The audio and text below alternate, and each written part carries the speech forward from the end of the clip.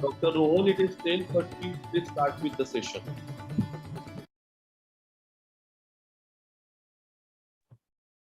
All right, then I'll start recording and then I'll start with the session. Okay, yes, please. Yeah.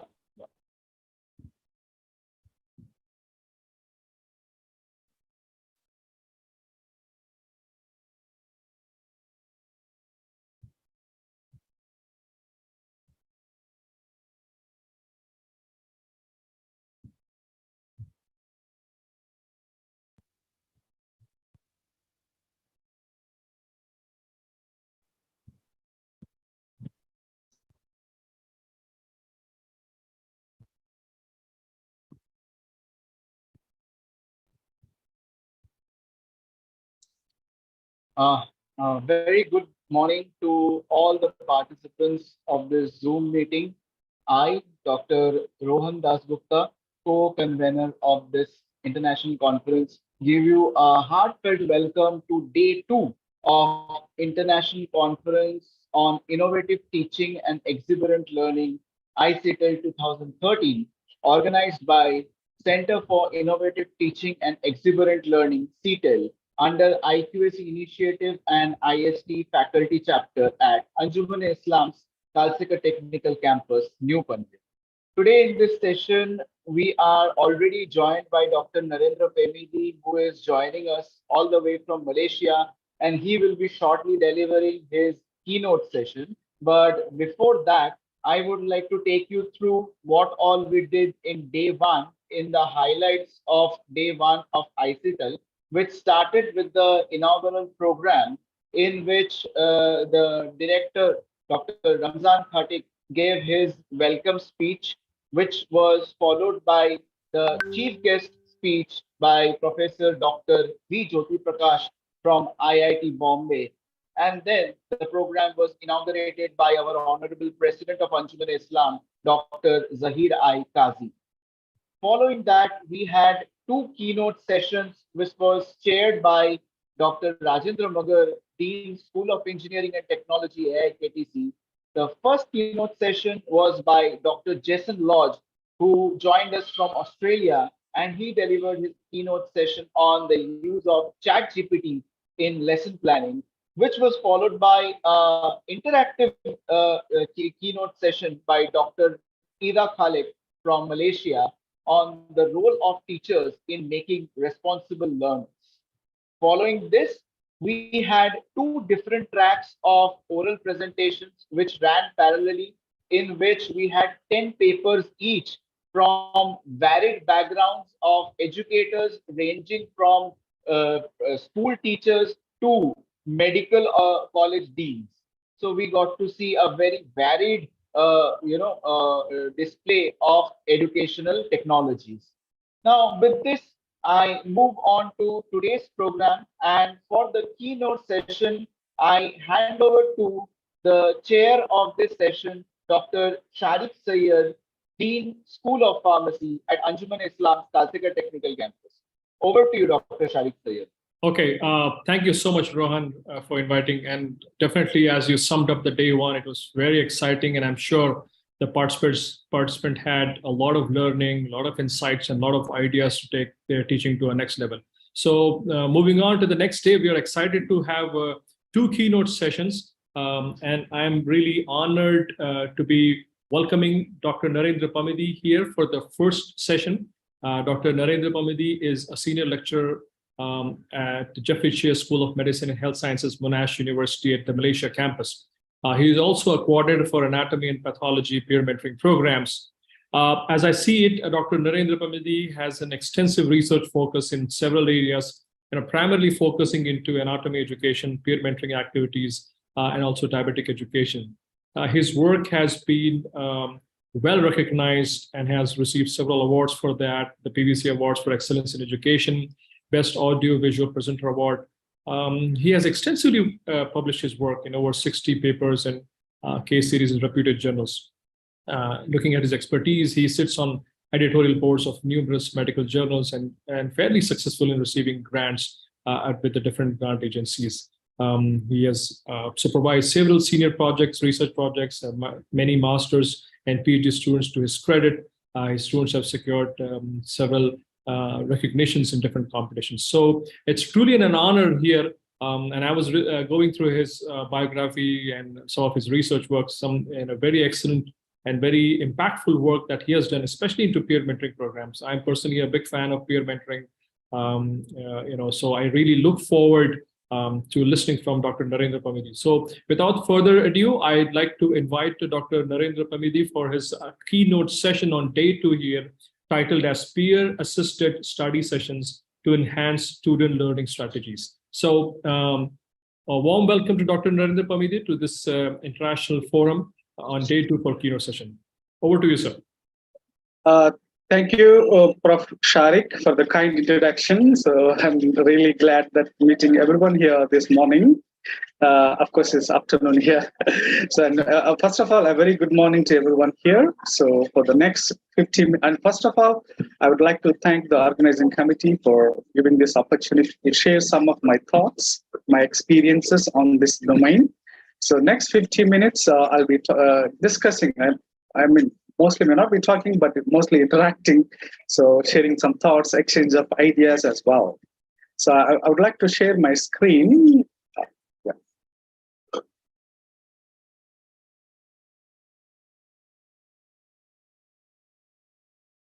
Can you all see my screen?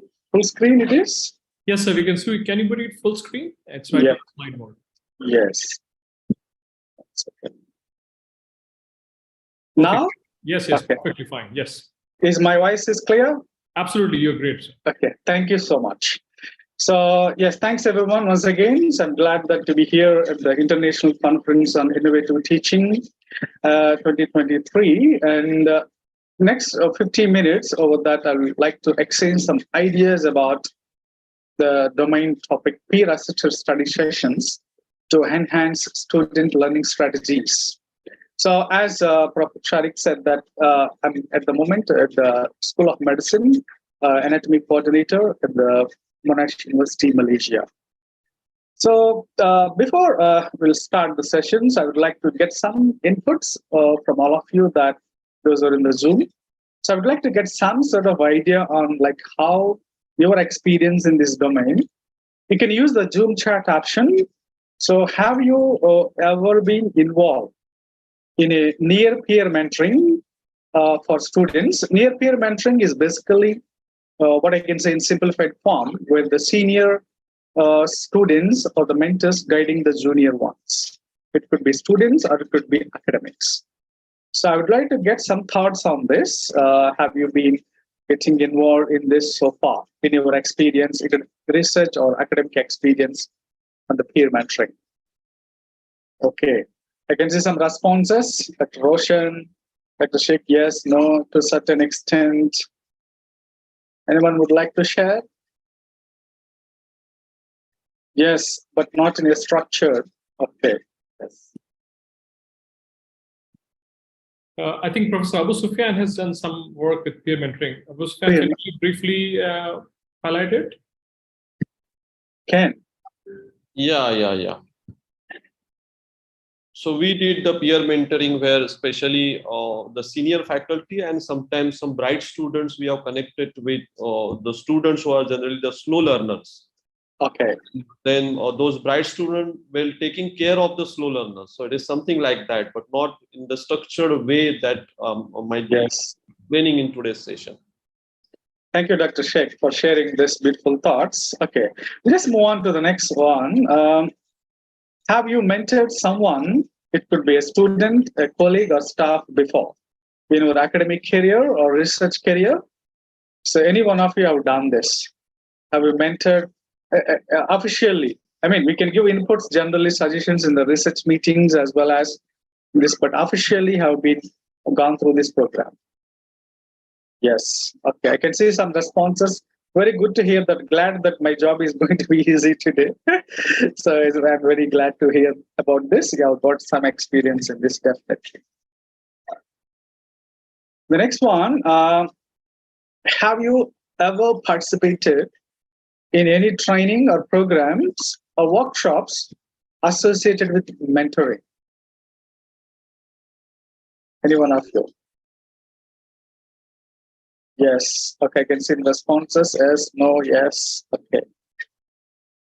Few workshops, absolutely fantastic. Because as academicians, we tend, especially those who are interested in the educational research, so especially in the mentoring programs, we often do attend this kind of. Okay, I really appreciate everyone here for your responses. I got some idea on the participants group, like where would you like to actually the discussion should lead on. So yes, I'll slowly move on to yes, what is this session about for the next couple of 50 minutes. So by end of this session, so we will be able to understand the core concept of peer-assisted mentoring in medical education. That is one of the objectives. Also to recognize the elements of an effective or safe learning environment, especially where the seniors or juniors or mentors, mentees can actually exchange the knowledge and the skills as well. The third would be, so by end of the session, so based on this session, you would be able to develop, not necessarily to develop here, but you can take the message from this session that you can go back and get some ideas and you can actually develop, if you're interested, if it is permitted in our settings or in our educational scenarios. So develop a peer mentoring activity that actually provide opportunities for mentors and mentees to develop basically interpersonal leadership and communication skills. So these are the three objectives which are actually focusing on in this session. So I would like to give a little bit of background so that you will understand better involved what I'm doing actually and where I'm doing this. So basically, I'm working at the Monash University Malaysia Medical Program. So it's a 5-year integrated program. So this is the same course as available in Australia, because you all know that Monash is an Australian campus and they got a branch campus in Malaysia as a world ranking university. And the course is offered with what we call BMed Sci and MD at the end of the year 5. So basically, the curriculum run across 4 themes. We call PPD, Personal Professional Development, Society, Population, Health and Illness, and Foundation of Medicine, which is actually include the basic subjects as anatomy, physiology, the biochemistry, pharmacology, and as well. And theme 4, we call clinical skills. All the 4 themes run across all 5 years. And our modern teaching delivery, it includes large group as well as, but it's mostly small groups. And we include problem-based learning, clinical skills, active learnings as well. And the students do attend early clinical exposure as well, hospitals, as well as they do electives. It is run across all the 5 years. And just I would like to comment. So the today session, actually, I would like to call it as near peer mentoring. Why it is called, even though we call peer assisted, but peer assisted is a broad term. I would like to narrow it down to what is called near peer mentoring. So what is this near peer mentoring? Is a process where a mentor is close to the social, professional, or age level of the mentees. It means that the mentors can be an immediate seniors rather than a huge age gap. Whereas in a traditional curriculum where we got a lecturer, generally a senior, at least a age gap of 10 years in between. Whereas here, the mentors are quite immediate. That's why we call it as near peer mentoring. Why this is near peer mentoring? But the benefit is that they are the one actually can understand better the juniors, the immediate juniors, because they already crossed this bridge. These struggles is quite recently, so that they can guide them more effectively. So how this works in a mentoring program? So I can take my highlighter, please. Yes. Right. Hope you all can see my highlighter here. Yes. So generally, we got a senior mentor, and we got an academic near peer mentor who is actually a senior student, and actually the mentees which are actually undergoing the process. This is an actual structure of a near peer mentoring program. And if you ask me, what is this peer-led academic mentoring? By the way, participants, you can stop me anytime during this process, during this activity. So I'm happy to give inputs on the spot or at the end of the session. I'm happy to do that. Peer-led is nothing but, as we all know, that is support each other. And what this session is basically aiming at, the immediate senior students actually lead the program to juniors. So if you ask me what this session about, what is peer-led mentoring, if you ask me simply teaching, my straightforward answer would be no. It is not a teaching session. It's basically for a structured session clearing concepts. So teaching sessions are already done by the lecturers. We got a regular lectures, active learnings, practicals, anyway they're attending in a medical or pharmacy setting. So it is not simply a teaching session.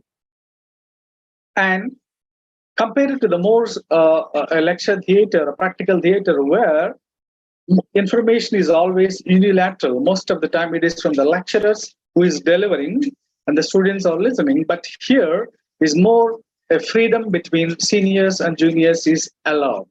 That is the best part of this peer-led academic sessions.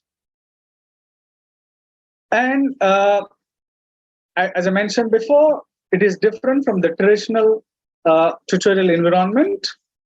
To be frank, is not a replacement for teaching sessions. For example, if somebody has done a lecture on the pharmaceutical chemistry, but doing is the same again, no. It is mostly concepts and clearing complex areas. And yes, as I mentioned, that is mostly discussing. Also, it will inculcate or stimulate the juniors to think critically, especially with the problem-solving approach. Whereas, because in a medicine or pharmacy settings, students have to think critically and evaluate the formulations as well. So it will actually inculcate those ideas and is an ideal platform for effective communication of as well as exchange of ideas. And basically, it is a network of friends who want to do all well. So is it the age matching group? They want to do well. Well, in the sense their immediate goals in the early clinical years is generally passing the exams. But these sessions can also use as a platform for developing for the future skills, also for useful for the patient practice as well. So that's I would like to say on reinforce on the facts. Okay. Having said that, I think so far it is clear. Everyone, anyone is all clear? Okay. Introduction of the peer mentoring. I would like to check on that. Yes, okay, sir. Okay, thank you. Now we'll just move to the next stage. Feel free to give any comment in between. I'm happy to do that, no problem. Okay, having a peer mentoring in any institute or university or a college, whether it's really demanding, is necessary, and what are the benefits? So, yes, this is a photograph of our setting that where a senior mentor or senior, it could be a second year medical student, actually discussing the concepts to the junior ones. It's basically the year ones. So thinking that what are the demands or the benefits of this? Yes. So based on the juniors or mentees experience, so attending this peer assisted sessions or peer mentoring session is actually 1 hour of this session is equivalent to 3 hours of their self-directed learning. As the healthcare curriculum is actually mostly to do with self-directed nowadays. So attending this actually make them involved in the study discussions, also clearing any concepts or complex areas which are not clear during the lecture. So as our records or experiences, so the students who are actually attend these sessions regularly actually tend to do perform better in assessments and much less likely to fail the unit. So that is the benefit of the program. And peer mentoring, what actually it offers, basically. So if you can see, the peer mentoring is basically, it gives a lot of factors, actually. It's not one. By attending the peer mentoring session, the mentees as well as the juniors can actually get motivated because they also tomorrow in the future they want to become peer mentors. They can develop the leadership qualities. Understand? Also, they can provide advices on the study groups or study skills. Also, can achieve success. Academic, it can be academic success as well as the professional success for the future patient practice. Also, they can get some directions where actually they're going, are they in the right direction, especially in terms of preparing for the studies, also in terms of the performance. Also, it can be they can act as a coaching and support each other. As I said, peer-led is nothing but support each other and setting goals. It can be academic goals or the futuristic. They can have the common goals, and finally, this is the training. So these are all the benefits of the peer mentoring, especially in a academic setting in this domain. Okay, we have done with some of the learning objectives of this session, or what is peer mentoring about, and what are the demands, and what is the structure, etc. Now, we need to have an academic coordinator. For example, I'm the one leading this peer mentoring program at the School of Medicine, Monash University. So the academic coordinator has a big role here to play. So the first role, generally, the first question will arise is that, so we need to select the peer mentors who are actually the senior students. So generally, what comes to our mind is that when we want to select, okay, generally as lecturers or the unit coordinators would like to look at, who is the top in the class. We prioritize, take a top top merit list in the year one, and we try to select it. I would like to ask audience opinion on this. Maybe you can voice out or Zoom chat. Can we select the peer mentors alone based on this criteria? What do you all think? So may I speak? Please go ahead. I don't think and the answer would be no, because a lot of students' calibers don't shine in the results. They may be extremely good at doing some lab works or project work, which may not directly reflect in the results. I really agree with Dr. Rohan. So most of the time, what happens is that we have a lot of ambitions. I mean, to structure the program, etc. And we try to pick up, he's a top student in the class. But as educators, as lecturers, we will be following them throughout the year. So even though the top-notch students, they need to have the essential skills to run the session. So what I mean to say, yes, apart from the academic merit, is not alone, because somebody top-notch in the class is not that we select straight away. We need to look at their quality or the motivation, how really they're motivated to share the knowledge, and what is their interpersonal style during group discussions, maybe in the early years or previous years, how they're active, participating in the group discussions, also their communication as well as the teamwork skills.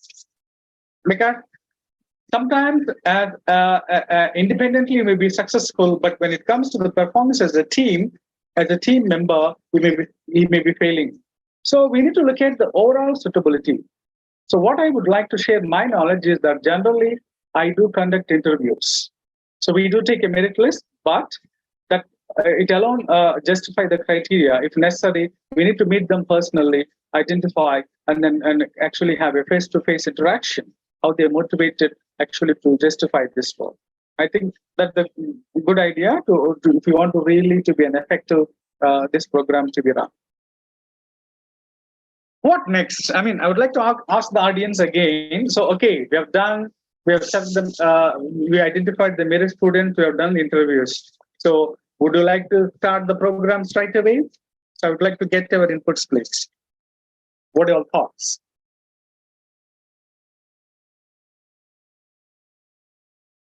Anyone from the audience? Whether we can make them directly into the session? Imagine if you are the academic coordinator running this program. I think we need some kind of an onboarding where we lay out some expectations to them, what is expected, how it needs to be done. Really, Prof. Sharik, I think I agree, because I think it has to be continuously monitored, and we need to have a little bit of briefing. So this is where the academic coordinator role comes into play. So first of all, we need to communicate. We need to set a line, because we need to inform them strictly that this is purely an academic relationship. Okay, you have to limit the lines, put them the line. Also, we need to inform them what are the opportunities for the mentors, especially available. Also, the challenges. There are a lot of challenges which we will be going to discuss on the coming slides. Also, we need to inform them, if possible. Every institute may not be possible, but if possible, maybe provide a little bit of rewards, especially maybe it can be vouchers, a little bit of remuneration if possible, a little bit funding if can allocate maybe hourly basis for them. It excites them a lot, because it motivate them as well to participate, but not a big amount as well. Also, we need to create a physical environment. Environment can be uh, both the types, a physical environment as well as the mental. So here we need to provide an effective physical environment where they can exchange the ideas. So all these factors actually play an important role, and we academic coordinators have to play this role. I mean, want to be successful program. I would like to share some of our the previous one. So myself and Prof. Amada here in the picture. So and we used to actually conduct regular review meetings. It could be lunch, a formal lunch meeting, especially when we start the session. They do undergo training as well, campus training, peer mentoring, and we do conduct regular review meetings. Okay, they have done some sessions, and okay, we call for meeting and discuss what happened. How do you feel that the initial sessions? Okay, so what things went on well, what things went on gone wrong. So how to rectify them? Whether the students are able to attendance in each small group. So these kind of questions also can actually make them feel better, like somebody is thinking about us, academic coordinator. So I feel that this is a strong point, especially when somebody actually to have a peer mentoring program. And the meetings can focus on, definitely this is most important, as the students they tend to teach, because they're excited so much, they got a lot of information and they want to teach. But as I mentioned that these kind of sessions are not meant for teaching, so we need to actually completely tell them that, so do not teach, reteaching. Also, as I mentioned that we need to limit that certain professional behavior and values as well, maintain respect each other. Mutual respect is always important. The juniors are just arrived from the pre-university and they're just transitioning into the university level education. So mutual respect important. Also, we need to develop, actually train some independent, develop techniques for developing independent learning as well. Also, facilitating group discussions is not an easy task.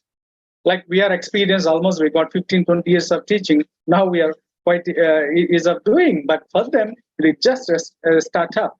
So we need to actually provide them some training on group discussions as well. So yeah, this is one of our peer mentoring session where actually you can see the peer mentoring sessions. Actually, we do conduct a small group. We don't conduct a big group. Example, for the medicine program, we got around 140 students per year. We actually divide them into 10 groups. We follow our PBL structure. So each group will have two peer leaders, okay, especially the senior students. They actually, you can see the environment, everybody is smiling and free exchange of ideas is happening. So I think that's the best way to do that. And as I said, the session should be informal, flexible, and fun rather than a traditional lecture theater. And of course, it depends on the setting. If it's a pharmacy, you can do a discipline-based pharmaceutical chemistry example, or it can be integrated. For example, our curriculum is integrated, like in the sense, it is different from a traditional curriculum, like in medicine program.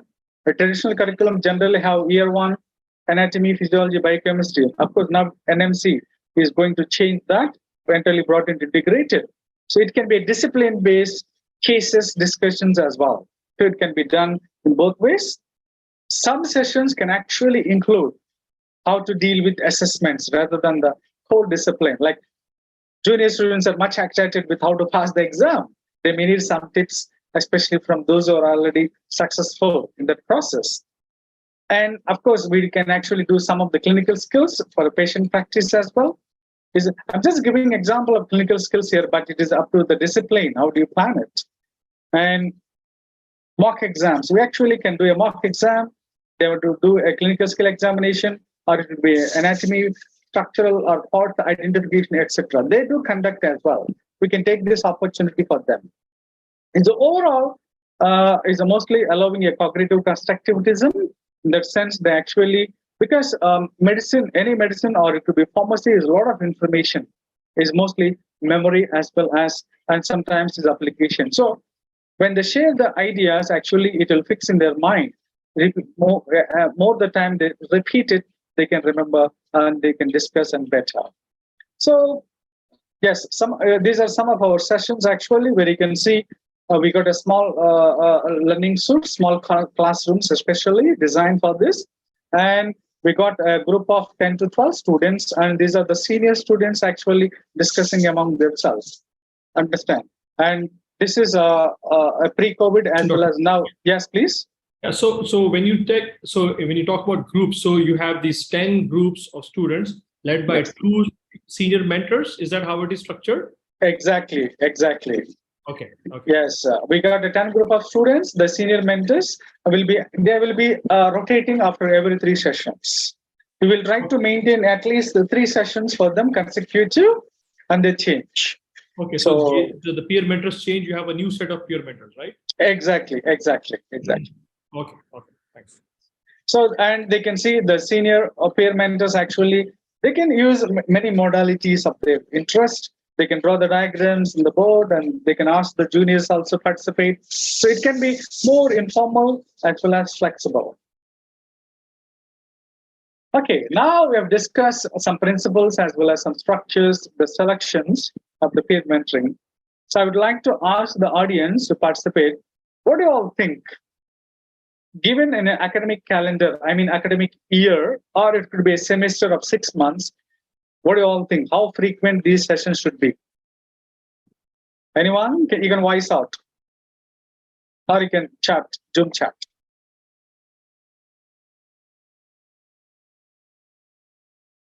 In a given academic year, or in a month, example. So how frequent these sessions should be conducted, in your opinion, if you're the coordinator?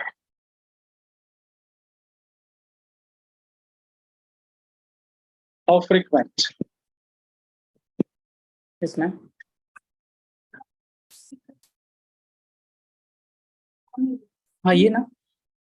Okay, I can see some. Yes, okay. I can see thrice in semester, once at least in a month, in 15 days at least. Okay. Thrice in semester. Okay. Understand. 1 to 2 months, 1 per month. Excellent. Okay. Monthly, once in 15 days. Faculty monitor. Okay. Excellent. Thank you so much. I think you're right. I mean, thoughts are actually matching that. We do conduct weekly one session. Okay, it will facilitate, and it's generally 1 hour per week.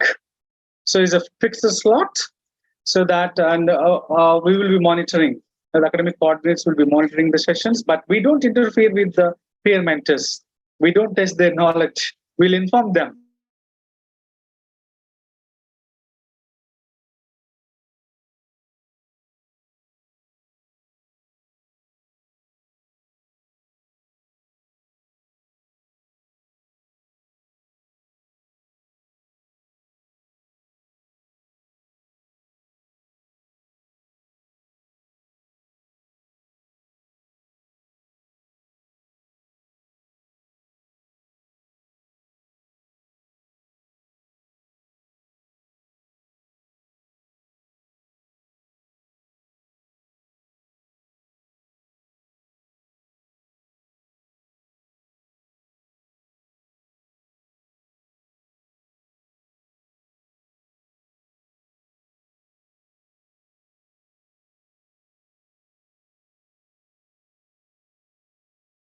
Hello.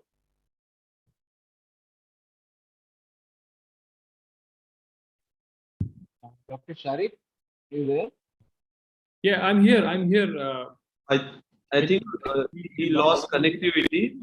Let's wait. So dear participants, we seem to have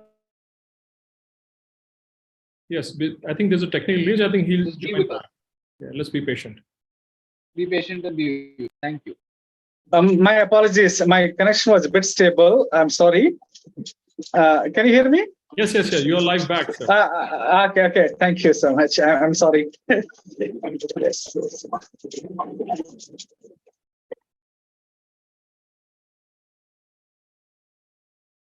I'm sharing my screen.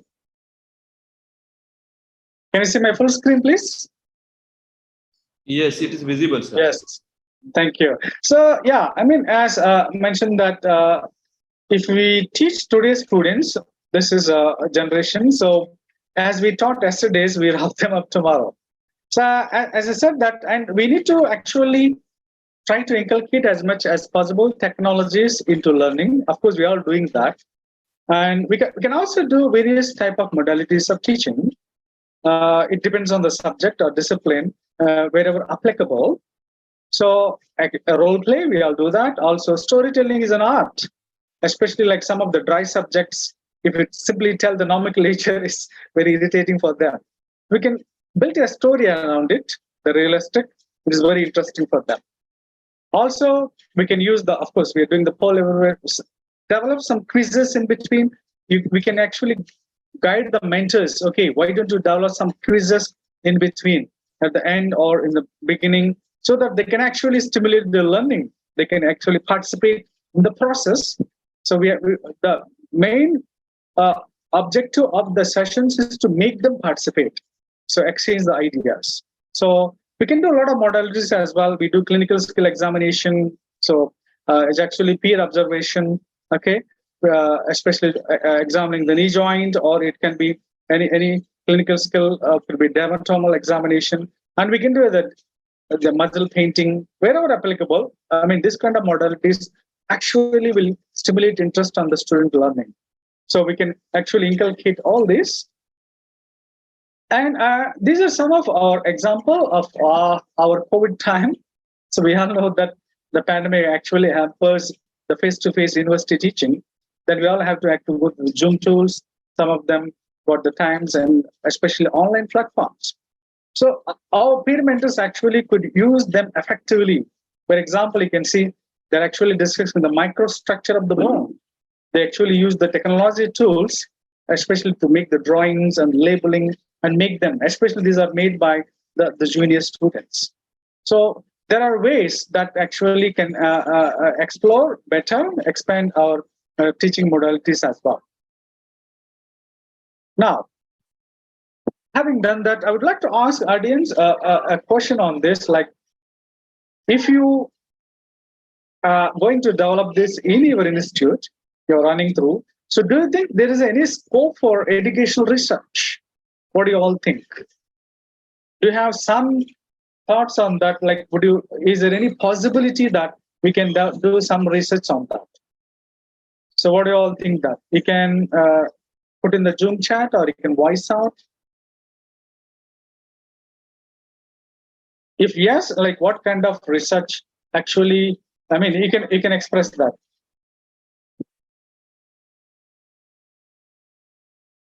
So, pharmacy college, you actually started this program and you would like to start some research interest. Like what kind of research we can do on that? Anyone?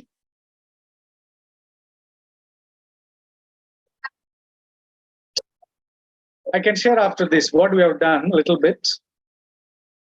But it may not be possible in each and every setting. So yeah, I would like to share on that. What we have done was, yes, if interaction is with alumni, excellent, very good idea. Thanks, Poonam. And so what we have done was, we actually got some educational grant for this study. Actually, we did a follow-up study, cohort study.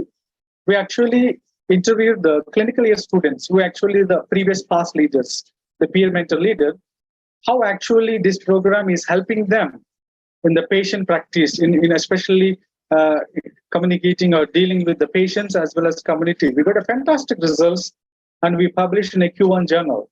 So, I mean, it all depends on that. It's not necessary that you should do or publish, but you can look for opportunities. What you can do actually, research, whether on thought process, exactly, Reshma, really appreciate that. And also how the skills of these peer mentors have developed before at the baseline as well as once they finish the program. So the peer mentors, especially the senior students who are actually mentoring them, what they feel about it. A little bit, wherever the possibility, absolutely it is possible, it all depends on the setting. Yes. Now, this is the most important, I feel. Of course, the juniors are benefiting. There is no doubt about that. The juniors are just from transitioning from the university, the pre-university to the university. Their study techniques are different. Now they have to play different roles because it's all integrated curriculum. They have to manage huge amount of the cognitive load. So they have to learn all these techniques and they're passing the exam. How about the peer mentors? So this is what we found. So we did a cohort study, as I mentioned that. So first of all, in an integrated curriculum, there will be high stake exams, especially, and some of the early years curriculum content also is reassessed over there. So for the peer mentors is a basic opportunity to revisit their curriculum, first of all, number one. Number two, what we found the most useful is that their communication skills and leadership skills are improved from the baseline, especially.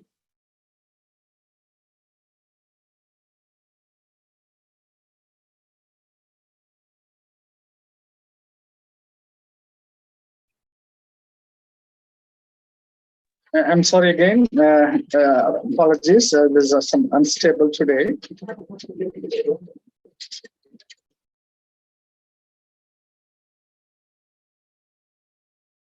Yep. Yeah.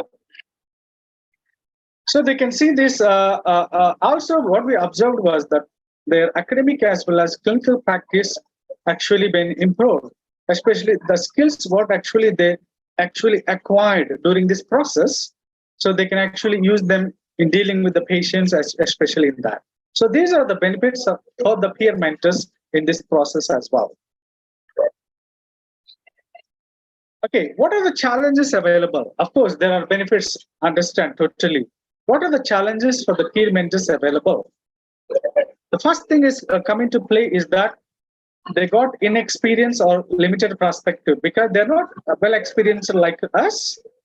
They're very much startup at this beginners, so they need actually some time to gain the experience, maybe the start of 1 or 2 sessions.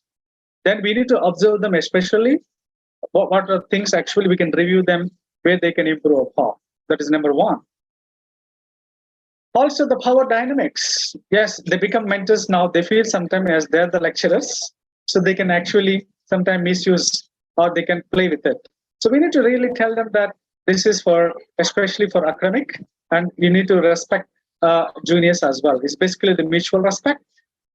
Time constraint. I feel that as per my experience, this is the most important because often when we interact with them, because they need to manage their studies as well as they need to allocate time for preparing these sessions as well. So time constraint is the major limit or the challenge for them to manage. Generally, what I tell them that, okay, don't disturb your own studies. Maybe you allocate 1 hour maximum so that they can actually fix the time. Of course, sometimes they have to do more, but as educator, we need to give that support in that sense that they need not to work too much hard on this. Unmet expectations is that like juniors will have expectations, the coordinators sometimes will have expectations, but which they may not be able to meet up. So we need to tell them that actually we do not have high expectations on you.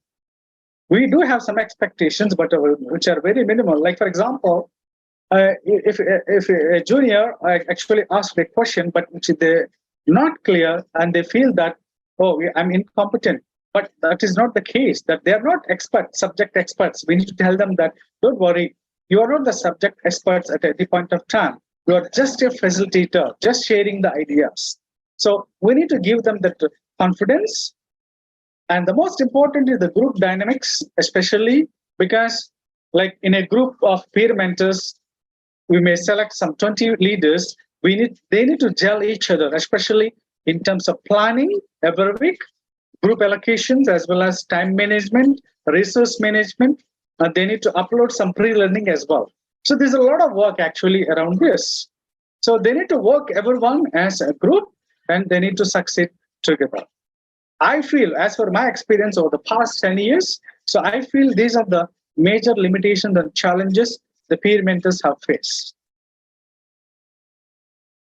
Rewards. Okay, the peer mentors are doing a fantastic job. We are very happy that, and of course, we do get some feedback from the peer mentees as well, how the sessions are running. Are you happy with that? So, and at the end of the day, I think it's based on the institutional setting. Is depends on that. Maybe provide a little bit of remuneration and voucher is very really drive them for them. Call for definitely if not a lunch, at least a review meetings for them. That thinking that we are there for them, we are taking care of them, we are thinking about them, and these are the review meetings. We can take opportunities to discuss more what is happening. Okay, maybe it can be frequent, maybe once in a month, etc. Are this going well? Anything to improve on? Especially sometimes some of the groups attendance rate is low. So we need to check on that, why this is low. We need to discuss the juniors, understand? So these things are actually need to be discussed. And of course, certificate of appreciation, they look for that because it is important for them CV. We need to we always tell them that this certificate is important. You can highlight in your CV, describe your leadership qualities, who have done this. So it is important for them with the future career as well. And yes, I would like to share some of the feedback from our program, what actually, how the successful. Of course, we got a lot of achievements on this. I would like to share that we made some of our peer mentors to present in conferences, educational, international conferences, especially the peer mentoring work, what you have done it. So we try to encourage them to participate rather than we. We got a lot of opportunities wherever, but we try to train the junior, the medical students. So that is a big thing. So they go and present on the conferences. So especially in the educational research, and we made some of them to publish papers as well, educational research domain, which actually helped them for the future career. So the feedback, yes, of course, from the mentees, always as expected. We can see that the feedback is overwhelming actually, and the program is especially helped them in teaching them the management skills, as well as also some of the techniques to manage the cognitive load, etc. And yes, also they said they're very happy. They felt happy for sharing the knowledge with the junior students as well. And also, yes, one of the students actually felt very happy that he was able to present in one of the international conference in Australia, an educational conference. So, I mean, these are some of the achievements as well. So we can think various ways that we expand this program to benefit the students. More than us, it's more than the students actually benefiting, both in the learning process as well as in the scholarly activities. So, and some of them actually commented that they've created an effective learning environment. They felt in the sense, I've created this. Yes, learning environment is an important factor as well. I would like to comment on this. So the ambience, it could be physical or it could be mental. So, and also the group dynamics also play an important role. So as per my knowledge, most of our sessions are 90% attendance. But remember, attendance is not mandatory for these sessions. Even though it's not mandatory, most of the time it is 90-95% attendance, then optional choice. That actually a reflection that these sessions are working very well. So that is one of the indicators. So success of the program.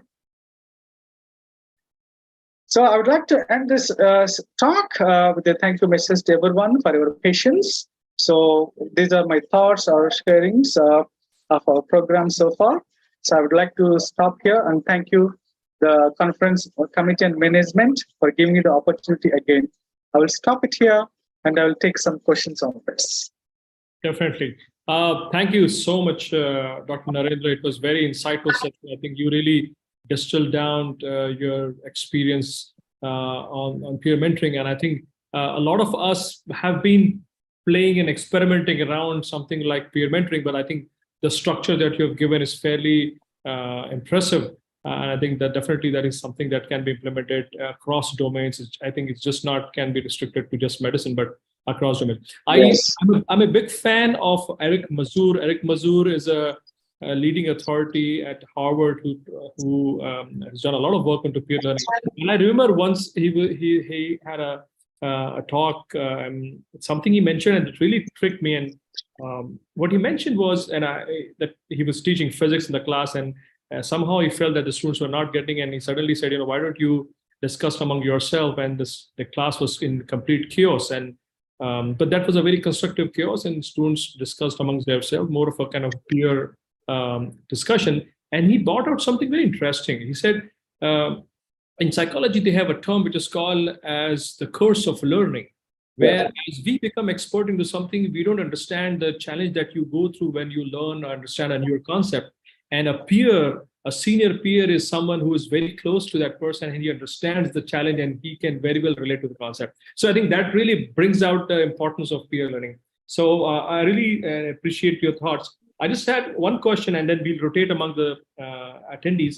So in terms of the content, in terms of what they need to discuss, is that kind of you pre-decide with the session, or it's mutually decided by the students right then and there, by the students, they address it to peer, then let's discuss this topic today or something, or is it more structured? How do you define that? Can you put some light on that? Thank you, Prof. Sharik. I think it's a very important question always, and also the key success for the sessions. Generally, what we do is that, of course, we have a role. We discuss weekly meetings as well. So what we'll tell them, the peer mentors, that look into their weekly timetable, the year ones. In the weekly timetable, whichever the dominant subject, like for example, this week, the anatomy is quite heavy. So we tell them that we can focus. Also, we tell them that you ask the juniors what they want. It's not that we want whatever we have, we teach. It's not that. You ask them whatever their unclear areas for that week. List it down, sort it down, and prepare some questions and do discuss on the topics. We do that. I think that is what we feel that is worked well for us in that sense. So basically, the demand from the juniors is most important. Okay. So it's more of a kind of feedback loop kind of thing, and based on what they would like them to discuss. And then, and you also mentioned that, you kind of rotate these peer mentors every, week or every month or so. So now these new peer mentors are taking on a new tough topic. How does that work around? Or you just kind of, you keep on moving the sessions and you just, look at different topics? How does that work? So what we do, actually, we got this feedback from some of our other disciplines sessions, actually. Generally, the students tend to, if they like one tutor, they would like to continue for the whole semester. Right. There are advantages, disadvantages both. Right. Because at the same time, the other group of students not getting experience of that tutor if you don't rotate. Right. So what we try to do is that, of course, we train these mentors, the senior students, mostly more or less in the same line. What we did was we try to continue them for 3 consecutive weeks, at least. If you change every week, is a problem again, because they don't adapt. So I said that, I mentioned that is a weekly session. In a semester of 6 months, we generally have 10 to 12 sessions. So we try to rotate, we try to maintain them for 3 weeks minimum, and then we rotate to the next topic, next group as well. So the topic for every week is changing, as we know that. This week is based on the timetable, the junior timetable. If this week they got clinical skills more demanding, so we try to pick up that. We discuss. The topic has been coming from the juniors, and we all said with the peer mentors, okay, this week, these are the topics. So, and we also a little bit reinforce on our experience. Oh, these are the topics to be reinforced, complex areas. So it's on weekly basis, continuous basis. We review the topics as well, and we make them feel better because I already told them these are not content experts. These are just learners, early clinical years. We give them that confidence as well. Don't feel bad. If you don't know, please come back. Okay, I can come back to you. I refer back to you like that. Great. We provide that. Great. And that's insightful. Any questions from audience? I think it's a very interesting area. Professor Atul Meshram has a question that what if we find it difficult to get these mentees take active part? Yeah. Because what you have discussed is an ideal scenario. Practically, it sometimes appears difficult during curriculum, and we need to take extra efforts with students. So basically, what he's asking is what's both mentee and a mentor motivation for this? I think this is again a good question, really, because we had cases, very rare, not many, one or two mentors drop. Other factors, not that they can't do it, especially the time constraint factors, because generally that's where the selection of the peer mentors play a big role. So it's not alone the academic merit. As lecturers or educators, we will be observing them throughout the year. That's what we need, some expertise on that. Observations as well. Also, we need to, if necessary, we need to interview them really.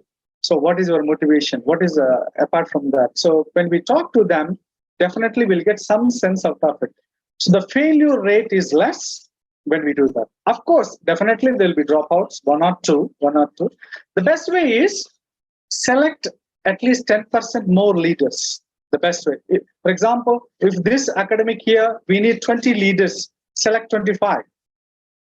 Safe side, keep them and rotate them among themselves. So what we do is that we don't give work for every peer mentor every week.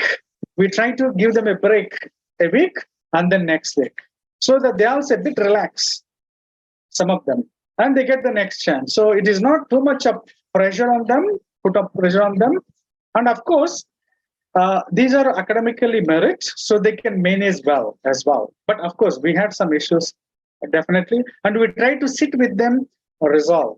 Okay, where the problem is, what you are feeling that. So if this concept is not working for you, shift it. Maybe you take next week turn, next rotation. So we give them those opportunities as well. Okay, and just to clarify, Dr. Pamidi, all these students that are there in the program are all inclusive students, or you are selecting these mentees also based on their academic performance? No, mentees, everybody. Everybody is a part of this program. Okay, great. Whole class. Okay, great. There was another follow-up question from Professor Taib Qureshi. I think he mentioned a similar scenario that they had done this experimentation, but that was a not so good response from the mentees. How do you kind of address that? Okay, we introduced peer mentoring once in our institute, but not go. Not okay. Like let's start to mentees how to. Okay, yeah. That's what it is. Basically, the mentees Qureshi was talking about. Yeah. So the mentees. Okay, what I do, I would like to share this idea. Before this peer mentoring program starts every year, as coordinator, I go meet the whole class. I give a presentation on that. So what is this program about? What are the benefits of the previous, based on the previous achievements? And how this program is going to be conducted. So I give a little bit of presentation on this, not to attack them, but highlight about the program. So I do frequently, and we do check every 3 weeks on this program with the mentees as well, how it is going well. So of course, definitely there will be some dropouts from the mentees side as well. So even though, the attendance is not mandatory, they will drop out. So what we do is a continuous engagement with them. We need to talk to them basically. Why it is not interesting for them. Then we talk to the mentors. Okay, these are the problems they have. So we need to improve upon these areas basically to make them motivated toward these sessions. I think a continuous engagement is the better solution for this. Fully well agree. I think that, once you talk to students about the benefits, the process, and the pros and cons, yes. I think you get more involvement on that. So yeah, very well to that. I think there was just follow-up comment by Professor Nafe. He talks about that, we have 60 students in class. It's a bigger class. I don't think the class size matters here, because now anyways we are distributing students into group, I guess, right? Dr. Narendra? Exactly. I think it's always better to have small groups. Right. That will work very well rather than a big cohort. And Okay. small group, especially they close in a very proximity, so in a small room, or it could be, so they can exchange. Because in a big classroom, what happened? Some of the shy students may not express well the doubts. Whereas in a close proximity, they can open up and discuss. So it's always a small group is advice. Gotcha. So just to clarify, so this is as of now at Monash, you have this for the incoming first-year students in medicine, right? Is it restricted to only first-year students in medicine? At the moment, of course, it is across.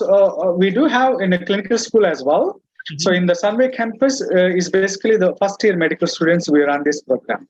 Okay. Do you think it will add value also if we were to include more senior students also as mentees? We do have that program, a special kind of program, especially with this called Revisit. Some of the senior mentors also do come. Okay. So apart from this regular program as well. You're right, absolutely, because involving more seniors, the issue is here, once they go to clinical years, is the time constraint. Time constraints is there. I think they put it back to the clinic setting. That makes sense. Yes. So I think in the interest of time, I think we are just running 1 minute over our scheduled time. Looking at the questions and engagement, Dr. Narendra, I can see that it was a very engaging session. You really took the audience towards an excellent journey where you spoke about the entire process, very nicely laid out the entire structure. As a token of appreciation from Anjuman Islam's Khalsa Technical Campus and Anjuman Islam, we would really like to acknowledge and thank you for this very insightful session where you have distilled your entire thoughts on peer learning. I think we all of us, to a certain extent, we have been doing something like this, but I think you really give us a entire structure that I think we can seriously look into for a coming academic session. So thank you once again, sir, for your participation here as a keynote speaker at our International Conference of Innovative Teaching and Experiment Learning. Your valuable insights and time have been very fruitful. I can see that from the chat. I can see that from the engagement and questions. Thank you so much once again. And we really look forward for more such interactive sessions and collaborations with you and the institution to enhance our student learning. Thank you so much, sir. Thank you so much. Thank you, Prof. Sharik and organizing committee, everyone here. Thank you so much. And you can reach me my email if anyone wanted, what I can able to clarify. Thank you all. Enjoy the session. With your permission, sir, I have a paper that I had downloaded from your work. If you permit me, I can post it on chat group so people can actually see that you've done some statistical analysis on the benefit of the student. I think it is, just let me check. It was an article on your peer mentoring experience on becoming a good doctor student perspective. If you PMC paper. Yes, sure. Absolutely. Absolutely. Absolutely. Okay. Thank you so much, sir. Thank you so much. Thank you, sir. Thank you. Thank you so much. Okay. So, Professor Rohan Das? Yes, sir. Yeah, please. Sir, I'm here, please. Okay. So do we have the guests that have already joined in? Dr. Rahman, are you there on the panel? Yes, sir. Yes, sir. I'm here, sir. Please. Okay. I have made you a co-host. So, Dr. Sharik, please go ahead with the further proceeding. Okay, no problem. Give me 1 second. Okay, so continuing on with our exciting sessions. So we have the next keynote speaker out here, Dr. Muhammad Mizanur Rahman. Dr. Rahman is an assistant professor. He comes all the way from Bangladesh at the BARC Business School. Currently, Dr. Mizanur Rahman is an assistant professor there at the school here. And in 2019, he's completed his PhD degree in Excellence Award. His research interests are fairly broad. He has research into management, organizational behavior, entrepreneurship, more recently into AI and research methods. He has published extensively into various journals, including Scopus and SCCI, and his book chapters into renowned publishers such as Springer, Nature, World Scientific. He has won several awards at the national and international forums and best paper awards at different sites, at different forums. So it is Dr. Rahman will be speaking on research methodology and ethics and publication and AI tools that are there here. So without further ado, I would like to welcome Dr. Rahman here in the forum. Yeah, sir, can I share my screen? Absolutely, sir. Absolutely. You Yeah, have please. the rights. You've been given co-host, sir.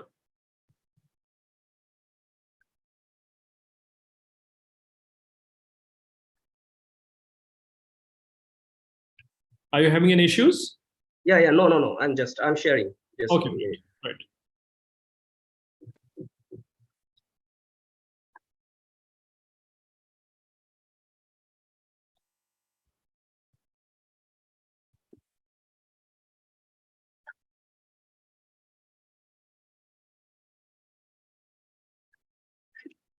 Can you see my slides, please? Not yet. Yes, we are starting to see it. Okay. So is it visible, sir, clearly? It is visible. If you put it on slide board.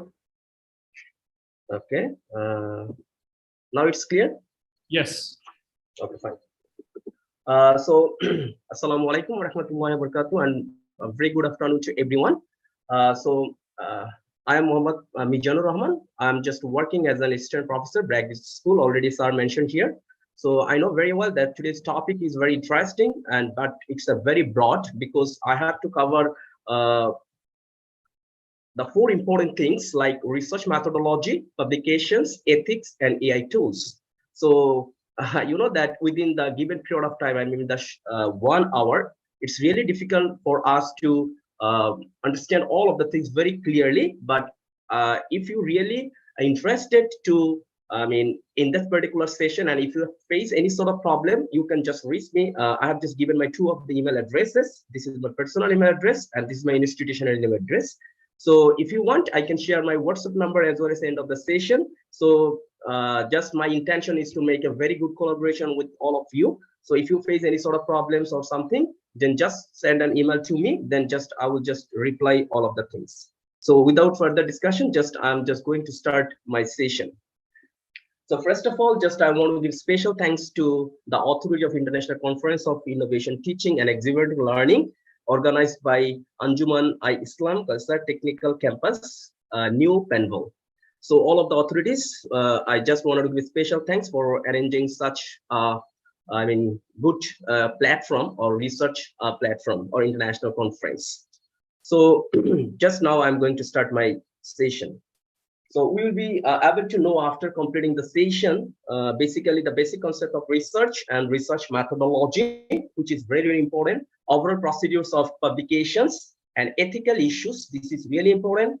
Ethical issues, publishing, disseminating findings, and using AI tools. That means, yes, definitely our intention is to have a very good by maintaining some ethical issues, because there are so many ethical issues in terms of research.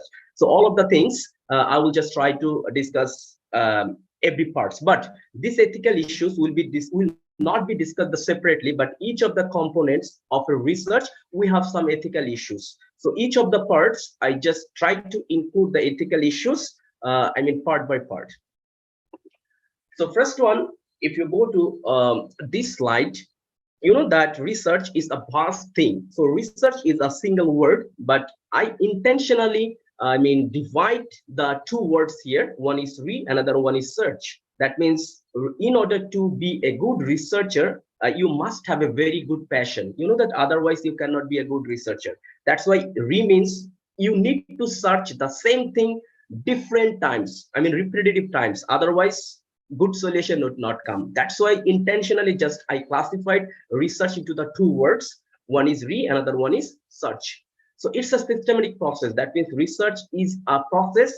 There is the one word that is systematic inquiry. That means, yes, you will inquiry so many things in order to have a good publication, but you need to be a systematic researcher. You need to do all of the things systematically. Otherwise, very difficult to reach the ultimate solution. So though research is a systematic inquiry, it consists of usually four important things. That means you can also say the research process. First one is the documentation. In terms of documentation, you need to be very careful about the ethical issues. You need to collect the ethical approval letter or IRB. That means institutional review board. If you have the institutional review board, some of the institution might have, RMC, like Research Management Center, whatever you have, you must collect approval letter from your institution in order to conduct a scientific research. Because recently we found that very good journals, actually, they are asking what is your ethical approval letter. That means before going to collect your data, you must have an ethical approval letter. Otherwise, even you cannot submit the paper or submit your article to a good journal. That's why ethical approval letter or institutional review board approval is must in order to conduct good research. If your respondents are animal or human, so in these two cases, you must get the ethical approval letter. So this is one thing, documentation. Another one is selection the appropriate methodologies. This is actually today I'm going to discuss something about the appropriate methodologies. You know that if your methodology is not sound or appropriate, it's very difficult to accept your paper, because the reviewer will easily understand that you don't have a good grip over the methodology. Okay, that's why you must follow some of the structure guidelines to complete your good methodologies. So today I'm just sharing some of my experiences or knowledge regarding the methodologies. Then in the third stage, you can collect your data, and last one is just interpretation of your collected data. And finally, you have to take a decision in order to solve a particular problem. That is a really important thing. So if any of the researchers from any background, for example, some of the researchers from the science background, they have to also implement the 4 steps. From the business background like us, we have also mentioned the 4 important, we have to maintain the 4 important issues. Social science researcher, definitely. Public health researchers, definitely we have to maintain all of the steps. That's why it's called the systematic inquiry. Research is just a systematic inquiry. Now I need to go to discuss about today's topic, that is methodology. You know that as a social science researcher or business researcher, we are commonly doing a mistake that when we wanted to write a good methodology, we directly start with research design. You know that we directly start with research design, which is not correct. Before research design, we have to maintain some steps. We need to start from the research philosophy. So reviewer may ask you that, what is your philosophy? Here, philosophy means the reality of your research. That consists of usually 2 things. One is ontology, another one is epistemology. Okay, so both of the things, but this ontology and epistemology are interrelated. This ontology refers to the reality of the research that influences to the epistemology. That means what are the process, what are the procedures you are going to apply in order to prove the things are real or not. That's why you need to start with the research philosophy. Then research paradigm, it's like a framework, that accepted whether you should go in which methodology. So before going to select any methodology, you need to prove whether it's like positivist research paradigm or phenomenological research paradigm. You know that we have a common perception that research is like 2 types. One is qualitative research, another one is quantitative research. But there is a historical background before going to like whether it is quantitative or whether it is qualitative. So like if you are like positive research paradigm, it is suggested that you should go for the quantitative research method. But if it is phenomenological research paradigm, you should go for that qualitative research method. But in order to reach that level, you must have a good research approach. Whether the research approach can be classified into 3 ways. One is inductive approach. This is really, really important. Another one is deductive approach. And last one is abductive approach. Okay. This quantitative, qualitative, whatever the methodology or methods are, comes from these approaches. One is inductive approach. When you wanted to do or apply the inductive approach in your research, it starts with the data collection and build a theory or concept. Look at the term. It starts with the data collection. That means directly you are allowed to collect the data. Then your intention is not to generalize the data. Your intention is to build or to establish a new concept. You know that's why this inductive approach. which is also called the qualitative research. So if anybody wants to do a qualitative research, directly we are collecting the data and try to establish our own concept. Now, whether the concept is true or false, that is like that the task of the quantitative researchers. That's called the deductive approach. We need to start a concept. Remember it, we need to start with a concept or theory and test the theoretical assumption, whether it is true or false. That means from this particular slides, we can easily understand that inductive approach is basically the qualitative research. Deductive approach is basically consists of quantitative research. And abductive means inductive plus deductive. I mean quantitative plus qualitative, which is called the mixed method research. Okay, that's why we easily can understand there are three types of methodologies. One is quantitative research methods, another one is qualitative research methods, and last one is mixed method research. So if you go to the next slide, it will be easier to understand. So this classification of research can be divided into three perspectives. Number one, based on your research questions and objectives. This is really, really important. You know that before selecting your research methodology or methods, you need to understand about your research question. Okay, research question and research problems and objectives. So based on the research questions, problem statement, and objectives, research can be classified into two. One is exploratory research, another one is conclusive research. Exploratory research means to explore the new insights. Look at the point, to explore the new insights. That means the concept or theory is not well established. Your intention is to establish a new concept, exploratory research, which is equivalent to the qualitative research.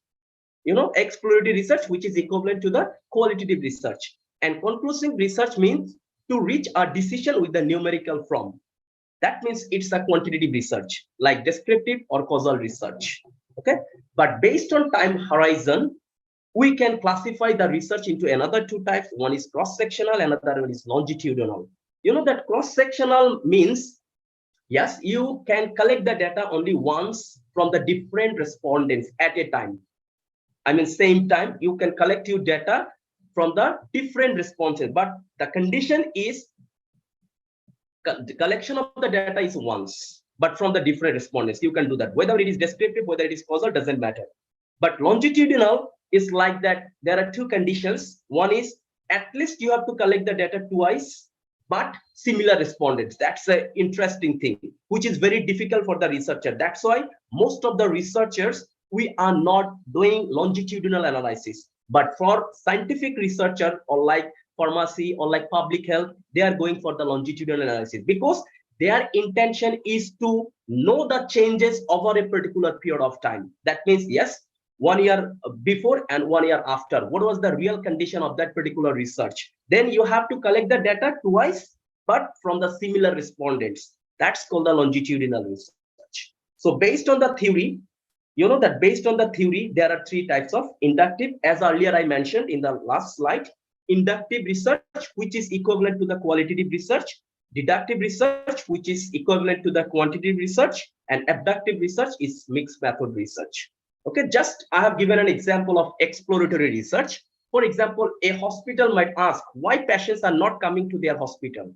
You know that usually exploratory research asking with the two important questions. One is why, another one is how. So if you ask anyone with why and how question, your answer will be, explanative. You know that you will get the vast idea. That's why if your intention is to establish the new insight, then you should ask why and how question. So this example is exploratory.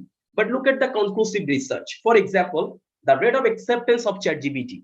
Okay, the rate of acceptance of ChatGPT in education sector, it's like purely descriptive research, because the rate of, for example, 70% of the academician students actually do not accept the ChatGPT positively in terms of academic activities. That's a purely. So what is the percentage? 80%. That means descriptive research. But causal research, now effect of ChatGPT of education.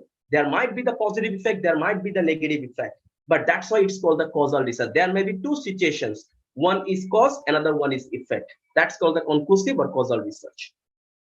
So these are basically for the quantity part, but for the qualitative part, we have the five common parts. One is phenomenological research, ethnographic, grounded theory, historical, case study. But the most important, most difficult one is the grounded theory. Okay, but today's topic basically I have designed based on the quantitative research, because my area is like quantitative research. I'm not too expert regarding the qualitative design, but whatever it is, when you will start your methodology, it can be qualitative, it can be quantitative. You should not start directly with the research design. You should first describe with the research philosophy, research paradigm, research approach. Then you are allowed to say that my research design. So now for qualitative or quantitative, research design is almost similar. So what does mean research design is? Actually, research design basically denotes a lot of steps, but these are the common steps. You know that these are the common things or common components you must include when you will write the research design. But unfortunately, we are not doing this thing. We are starting that research design is like you are sampling who are your respondents, what is your sampling technique, or so many, silly things. We are just including the research design. But no, research design basically mentioning the entire procedure of your study. Then you are just dividing the entire procedure step by steps. That's called the methods or something. But you need to clear first what is research design. So when anybody wants to write the research design, these are the things you need to mention. So in your research design, you should say something regarding your research problem, the main problem statement. Then where is the gap? Then what is the fundamental research question? What is the research approach? It is inductive or deductive? What will be the data collection procedure? What will be the data analysis procedure? What are the software selection? So all of the things you need to put or you need to mention under the research design. Otherwise, it will not be a good research design. So basically, still research design. But basically today we are going to discuss something about the sampling issues, questionnaire design, data collection procedures. These are really three important issues, and as well as confusing issues. That's why my intention is to say something about these three important issues, because everybody knows about the study population area. So study population means the total respondents, and sampling issues. Under the sampling issues, we need to consider so many things. One is sampling frame, another one is unit of analysis, sample size determination, sampling technique. So all of the things you need to cover under the sampling issues. But unfortunately, we are doing only what is sampling techniques and what is the sample size. These are the two things we are just mentioning. Even we are just mentioning only the sample size. That means these are my sample size. But no, when you will writing about the sampling issues, you need to discuss something about the sampling frame, then unit of analysis, sample size determination, then sampling techniques. Then I will also discuss questionnaire design, how you can design your questionnaire, because this is really a crucial thing. Then data collection procedure. So first one, sampling issues. So when you will write the sampling issues, you need to follow these procedures. You need to follow this graph or something, figure. All interested unit, which is called the total population, then unit, that might be sample, that means sampling from frame. Because, for example, for a qualitative researcher, for a quantitative researcher, it's very difficult to collect the data from the all population, from the all people. You know that. That's why first, yes, you need to select the total population. You need to select the sampling frame, because it may happen that all of the institution may not give you the permission to collect the data. That means all of the institution, all of the business organization may not give you the permission. That's why how many institution or how many organization have already been given the permission to collect the data from their institution. That is called sampling frame. And last one is sampling techniques. So if we go to the example here, just a researcher wants to see the condition of psychological status of postgraduate students of emerging countries in Bangladesh, emerging countries during COVID-19, for example. So their main intention is to know the psychological status of postgraduate students of emerging countries. So there are lots of emerging countries, and all of the postgraduate students of emerging countries are our population from this particular example, population. Sampling frame, for example, you have selected only 20 universities from the emerging economies. So 20 universities are your sampling frame. Then sampling techniques, it can be probability, it can be non-probability. Probability sampling means when the population is known and there is an equal chance to participate in that particular research, this is called probability sampling. And non-probability means when the population is, not known, as well as there is no chance to select or selective respondents randomly. That's called the non-probability sampling. But you need to be very careful about selection of probability and non-probability sampling. A research paper is enough to reject if you just select the wrong sampling technique. If it is probability, but you have selected the wrong probability, it is enough to reject your paper. That's why you need to be very careful about these sampling techniques. And unfortunately, the social science and science researchers are doing the mistakes in terms of probability and non-probability sampling techniques. So there are some common classifications of probability sampling, and there are also some common classifications of non-probability sampling. For example, these are common probability and non-probability sampling. You know that, yes, I have used a figure here, but I took it from the internet. That's why it is like an ethical issue. You need to give the source. It's a very important thing. That's why today's topic is also covering ethics. But even without the source, I might use this figure, but this is not my own creation. Okay, that's why you need to give the source. You need to give the source in any step. Otherwise, it may create some problems. Okay, it might have a copyright claim. That's why, as I have already given the source, there is no worry, or because I have already given the credit to him or her, whatever it is. That's why earlier told that each of the parts I will try level my best to make it to implement the ethics if possible. So here is an example of ethical issues. And in order to get the proper idea about the probability sampling and non-probability sampling, I have just given the link of the two articles.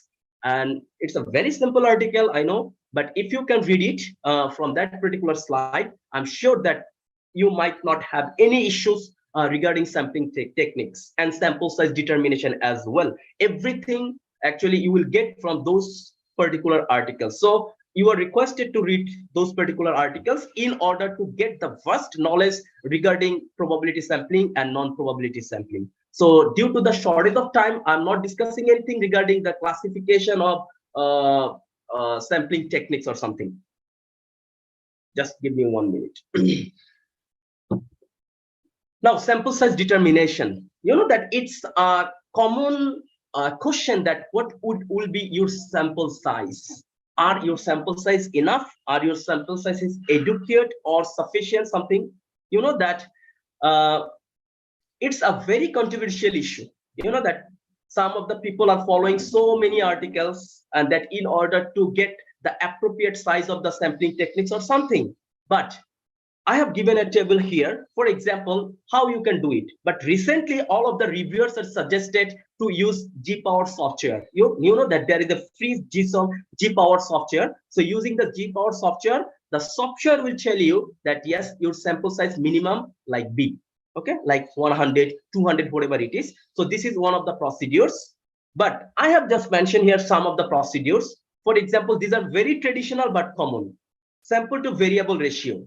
For example, you have 6 independent variables. Okay, 6 independent variables. So their suggestion is like that it should be 5:1.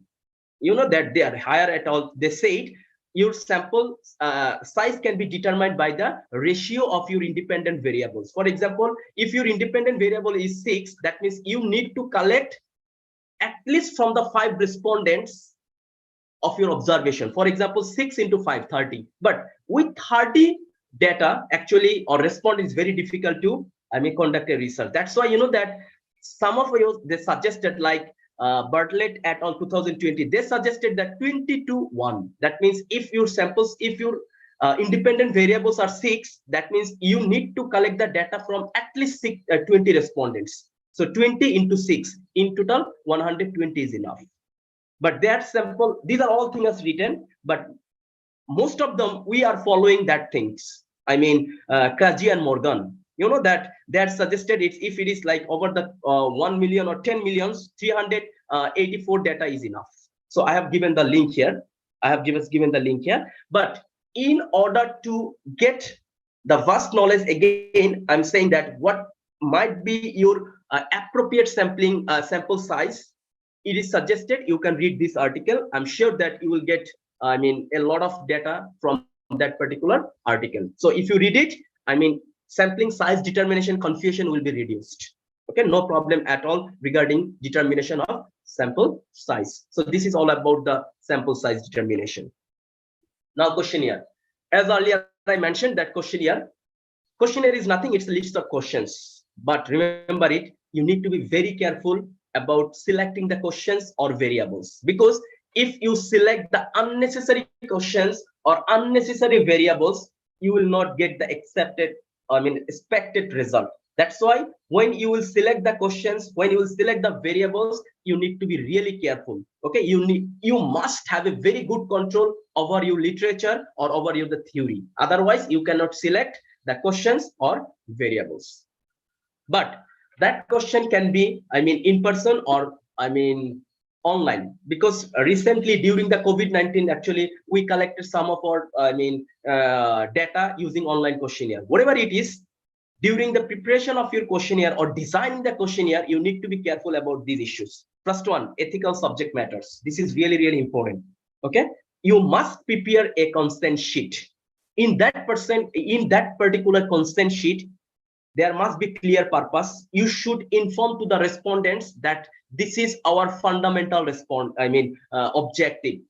Confidentiality, you need to give the guarantee to the respondents that this data will not be shared to the third party except only for the research purpose. Then voluntary participation. Voluntary participation means that at any stage you can withdraw from the respondents. You cannot create any source of pressure to the respondents to give the data. That's why the consent sheet must be an important component. You know that you must prepare a consent sheet, but unfortunately we are not doing this thing. Just we have prepared the questionnaire and we are just distributing the questionnaire to the respondents and just collecting the data. No, you cannot do that. It's not an ethical practice. So you need to mention the ethical practice by preparing a structured consent sheet. Then appropriate formatting, you must be very careful about the formatting. Okay, and precisely structured survey question that you need to select on whether it will be multiple choice, dichotomous question, Likert scale, or interview or something. It's up to you. But if you have an intention to collect data through online, then the link should be accurate. Okay, whenever you create the link, you should send the people or respondents to the appropriate link.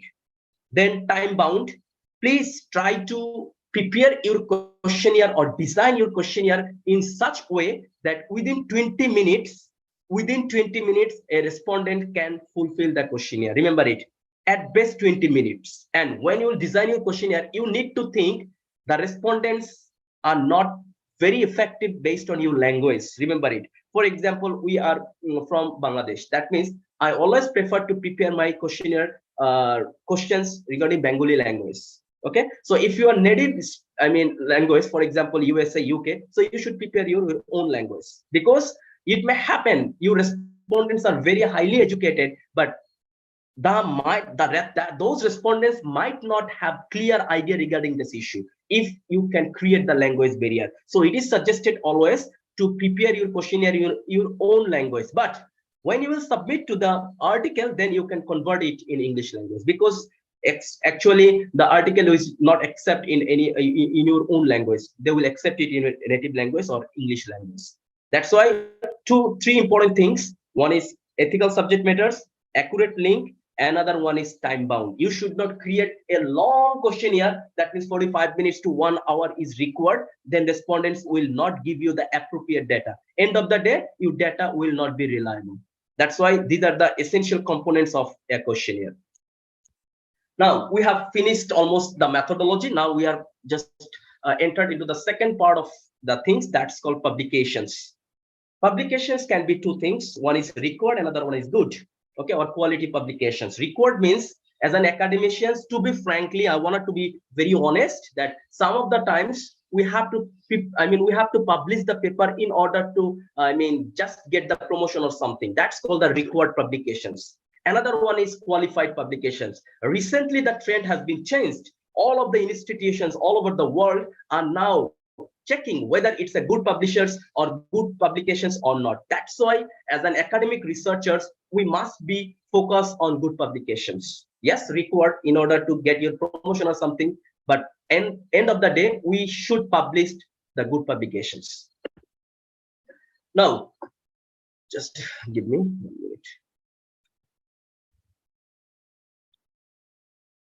What does a good article consist of, or good publication consist of?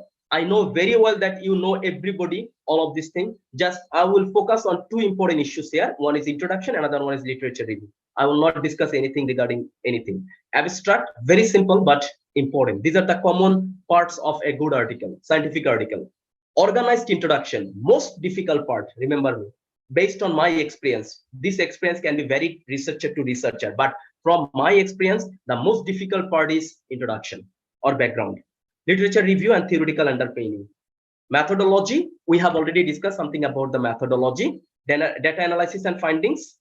Discussion, really crucial, discussion of the findings. We are just presenting our paper like data analysis and conclusion. No, you cannot do that. You have already found something using your data analysis. Actually, what does it mean? What is the significance of your findings? You need to clearly mention. That is called the discussion of the findings. Really crucial, but we are missing this part. Implications, must theoretical implications and practical implications. And last one is conclusion, limitations, and area for future research. As earlier I mentioned, that due to the time limitations, I will not discuss everything, just as the most difficult part is or introduction. So I wanted to say something about the introduction, how we can design a good introduction. You know that introduction is like a funnel shape. It's like a funnel shape. So when anybody asks to write a good introduction, you need to think about broad. You need to think from broad, and you need to be specific. You need to be specific. That's why I have written here just draw a picture like funnel.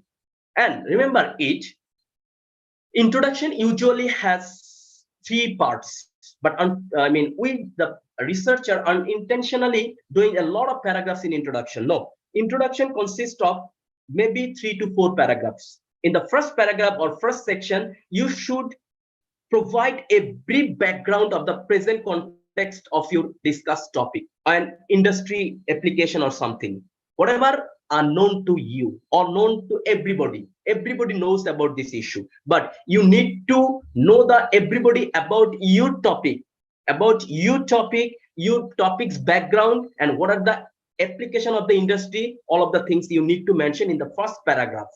Okay, in the first paragraph, and each of the paragraph can be 200 to 250 words. But the second paragraph is really important. I have written in the first paragraph what is known. Remember it. What is known? That means everybody knows about the issue. Everybody knows about the issue. But in the second paragraph, I have written here is what is unknown. That means you need to try to find out the research gap in the second paragraph with the consequences, with the problem statement. That means if anybody does not do the research, what might be the possible problems and where is the potential gaps? You need to find out the 2 important things. One is problem statement, another one is gaps into the second paragraph. That is really called the heart of a research. And in the last section, your responsibility will be to solve that particular problems or to fill up the particular gaps by setting some objective or objectives. Okay, by setting some specific objectives. Apart from the specific objectives, you may write something about the short contribution of your research. So these are the possible 3 paragraphs. First paragraph is known. Second paragraph is unknown. That means you are focusing on problem statement and gap. Third paragraph is for fill up the gap with the contribution. So if you can follow this pattern, I hope that you will be able to write a very good introduction. Now, literature review. You know that it seems to us that literature review is very, simple thing. Just we need to copy here and just paste here. No, literature review needs to be very systematic. And if you do not have the good grip over the literature review, every stages, that means each of the stages of the research, you have to face problem. For example, you cannot select the appropriate variables. You cannot select the appropriate, finding appropriate items. You cannot find the appropriate gaps, problem statement. That means each of the stages you have to face problem. That's why literature review is very important. So I have written here what to collect and what to read. Remember it. What to collect means if your collected materials are not standard. That means if you collect not quality articles, that means your article also you cannot write a good quality article. That means you need to collect the articles from the good publishers. Okay, there are some software you can just check it whether it's a good publisher or not. But today I'm not discussing that issue. But today just I'm discussing how you can read a whole paper or literature review within a very short period of time, because a article usually consists of 5,000 to 10,000 words. It is very difficult for us to read all of the things. That's why we need to follow this thing, PQRS. First one is preview, which is called the skimming, then questions, reading, summarize. Okay, skimming means you should read the abstract, only the abstract, very carefully. Last part of the introduction, why? Because objective is there. Then methodology, whether it is qualitative or quantitative. Limitation area for future research, you need to be read very carefully, because other researchers' limitations is our opportunities. Remember it. Their limitations is our gap or our opportunity. So we need to read this part area. So I'm sure that if you follow this thing, just read abstract, last part of the introduction, and limitations. So 3 parts you need to read in order to understand whether this article is essential or not. It will not take more than 5 to 10 minutes to read the whole article. But then question, you need to ask the research question, whether the research question is valid for me or not. Reading, if you think that article is relevant, then you need to be active. That means you can read thoroughly the article. And then summarize. And summarize is really, really important.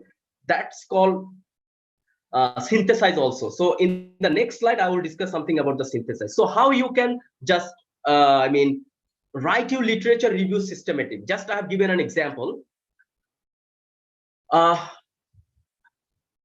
Entrepreneurship education or entrepreneurial intention of postgraduate students of emerging economics. So basically, we are focusing here 2 things. One is entrepreneurship education, another one is entrepreneurial intention.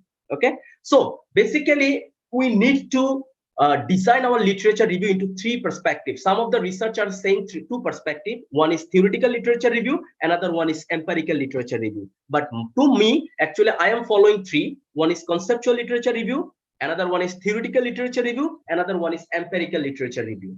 So remember it, you must have a very good grip about the theory. Entrepreneurship education and entrepreneurial intention. We may use the 2 theories here. One is social capital theory, another one is TPB theory.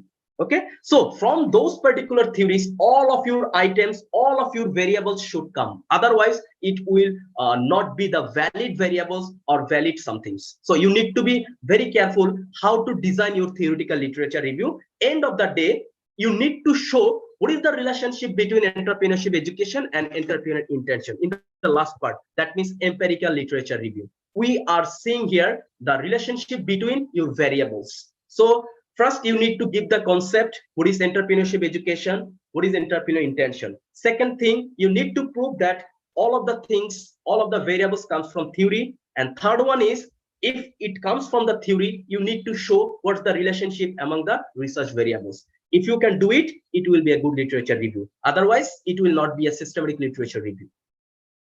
Now, if you go to the next slide,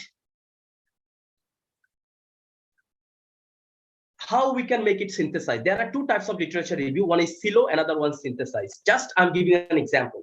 You know that a same findings can found from the 5, 6, 10, even 10 researchers.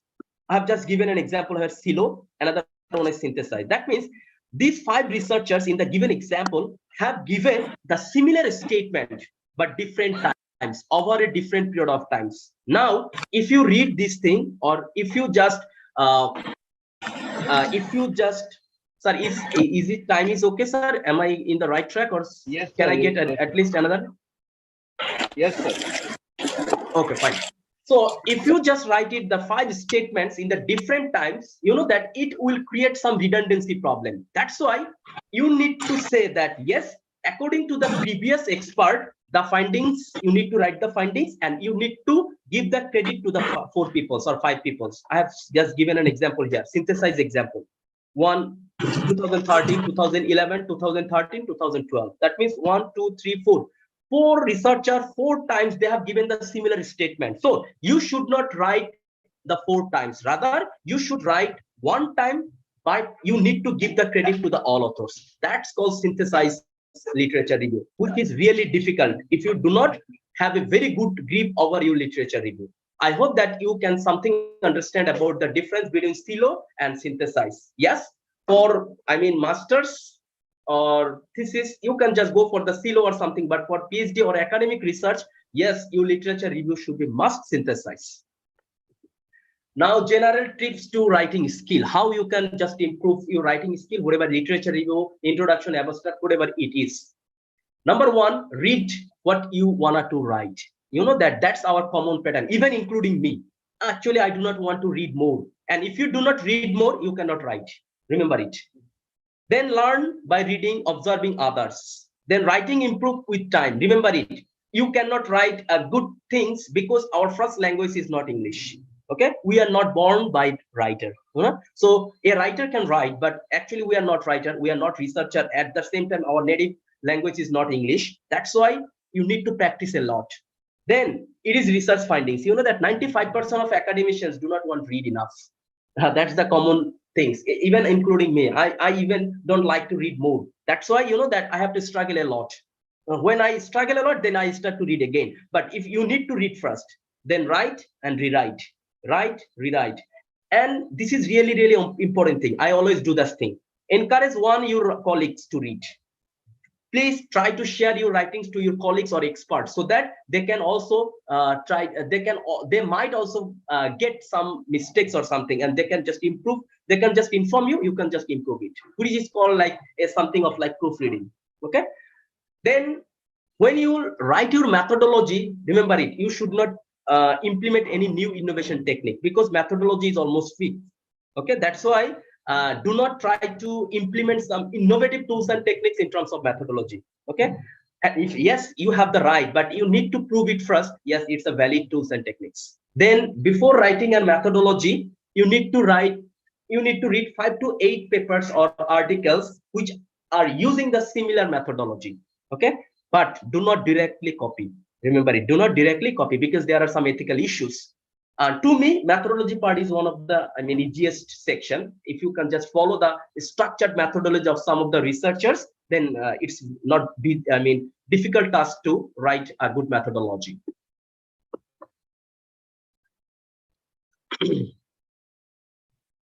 Okay, discussion of the findings. You know that what you have found earlier of your research, you need to set a discussion of the findings. Otherwise, the article will not be accepted. This is a separate section, but unfortunately, we are not emphasized on this issue. Discussion of the findings means that it may happen that you formulated 5 hypotheses, and some of the hypotheses actually got the rejected. Remember it. But other researchers' findings is that they got the acceptance of their hypothesis. So no need to be worried. If you just get the peculiar result or exceptional result, you need to give a justification why this thing happens in your country or in your culture or something. Don't be worried that yes, most of the researcher or earlier researchers got the positive effect, so why I got the negative effect? So if you just got the exciting result or exciting something, you must give a very strong justification. Otherwise, the reviewer will reject your paper. So discussion of the findings means what is the similarity of your findings to other researcher, and what is the dissimilarities or what are the exciting findings you got, whatever the other researchers did not get. Okay, these are the things you need to mention, and with proper explanation, with proper justification. Otherwise, reviewer will directly reject your paper. Now, common mistakes actually during the publications. Okay, these are the common mistakes. One is formatting issues. You know that. Another one is formatting issues means we are not maintaining their formatting pattern. That's why you know that some of the times our articles can be rejected. Long title, we are putting the long titles so that reviewers can be ambiguous situations. So it is suggested 11 to 15 words are enough. Then grammar and spelling error, too few, too many references. That means you are using too less or too many references, missing references. Then identification of your authority. That means it should be anonymous. Table and figure missing. Different writing style. That means you cannot combine UK or USA based. Either UK or USA. You need to follow their pattern. Okay, follow their guidelines. Too early to communication with editor. You cannot do that. First, after first submission, it is suggested that 2 to 3 months later, you can send an email to the editor. Actually, what's the progress of my paper? But yes, you submitted today, and 10 days later, you are sending a mail to the editor. It is. I mean, sure that you will get a rejection letter from the editor. Okay, because the editor is a very busy person, and they have to handle a lot of papers. So they are maintaining a queue. They are maintaining a queue, so your queue may be 2 months later or something. Okay, so at least that's why suggested to us that 2 to 3 months are enough to send an email to the editor that what's the current condition of your paper. Okay, so these are the common mistakes we should not do while submitting the paper to any journal. Then causes the rejection of your article, no clear contribution, okay, not well positioned, inconsistency of your statement, outdated literature. Remember it, this is really, really important. Okay, outdated literature means you are writing an academic paper in 2023, but unfortunately, you are just putting all of the references in 2010, 2015. No, you know that I have to review so many papers, but these are the same common mistakes I mean, just finding. I just reviewed the paper in 2023, but I found almost all of the references are 2010, 2015. Yeah, exception can happen. For example, theory, even you can use in 1980, no problem. But at least 70% to 80% references should be updated, because if you do not read the updated literature, that means it is missing, that you are not giving the appropriate things to the reviewers or to the papers. Then replication of the previous study, you should not do that. Remember it. Plagiarism, which is an international disease. Okay, you should not do the plagiarism. Then no, interesting story. That means yes, you have written an article, but you know that there is no coherence, because when you read the first sentence, you are not getting the connection with the second sentences or third sentences. That's why it's like an storytelling, and have not respond reviewers' comments well. For example, you got some respondents from the reviewers' comment, but you did not appropriately address the comments of the reviewers. Then your article will be automatically rejected. Dr. So Rahman, Dr. Rahman, we have 5 more minutes with us. Yeah. This is my last. You know that last 2 slides. Okay, when you got it, so let's think that you got your publications. Now, how you can ethically disseminate your result? You know that this is really, really important. We are now facing the problems. One is pre-dissemination, another one is post-dissemination. Pre-dissemination means, for example, some of the researchers are doing that we are submitting our articles, same articles, 2 to 3 journals. No, please, ethically, it is very biased. You cannot do that. You must not do that. Yes, you can select different journals, but you should submit one article to the one journal after not getting the rejection or acceptance. You cannot select the 2, you cannot send the same article to the 2 to the 3 journals, because your intention is, yes, I will get the review, which one get the first review, then I will accept them. No, you cannot do that, because reviewers have already spent so much time. Okay, just you are killing their times. And never remember it, when you got the acceptance, and if you do not accept their articles, remember it, they might make you blacklist in the next submission. Okay, that's a really important. You should not submit the same articles to the different journals. Now, this is also ethical issues. Yes, you can submit your findings to the different platforms like Google Scholar, ResearchGate, Scopus ID, Publons, Academia, Orchid, or Sabin, anything. But you need to be careful whether it has a copyright issue or not. If it is open access, yes, you can submit it to the all platform because it's open access. But if it's not in the open access, then you cannot do it. You cannot do it. But how you can disseminate your findings? There are so many approaches. Okay, one session is essential to discuss this issue, but there are some procedures. Okay, but due to the time limit, we cannot discuss this thing. But be careful about this thing. If the article is not open access, you should not put any platform. Now, common AI tools for the students, academicians, and researchers. thing is i-CiTeL. This is really an important software. I usually use it, but summarize the paper and getting more relevant papers. You can also use it, but you should not directly copy it. That i-CiTeL will give you the summary of the whole things. Now you need to read the summary and you should write everything from your own understanding. Then Scholarcy also summarize the paper. Paper Paul check the writing like Grammarly, and you can plug in MS Word. Then Casper, okay, this is also summarized, but Chrome extension is needed. Grammarly, you can almost we are using Grammarly frequently. You know that frequently we are using Grammarly because our first language is not English. Quillbot for rephrasing or paraphrasing, but in order to be using the Quillbot, you need to be very careful. I mean, yes, rephrasing is possible, but you should not miss the references. You should give the credit to the authors, original authors. Remember it. Otherwise, it's a plagiarism. ChatGPT, it's a search engine. You can use it, but you know that ChatGPT is still. I mean, you can use it systematically. You need to know so many things before using the ChatGPT because there are so many, challenges using ChatGPT, especially for the academic researchers. I have already written an article regarding the ChatGPT. Then Mendeley, then Audio Pen. Audio Pen is like voice converter or voice recorder. Okay, for quality researcher, Turnitin. And I'm sure that you recently got an experiences like previously Turnitin gave only one report, that was similarity index report. But recently we are also giving AI report. I mean artificial intelligence report. Okay, so artificial intelligence report means SI report student can even see, but AI report students cannot see. That's why academic. So when you need to send any paper, please try to check whether Turnitin similarity issue is there. Not only similarity issue, but also AI issue. But my suggestion using AI tools, remember it. This is really, really important thing. Yes, AI tools just might be your assistant. I'm just repeating the word. AI tool is your assistant, but you should not totally depend on it. If you totally depend on it, I'm sure you have to face a lot of problems in your academic journey.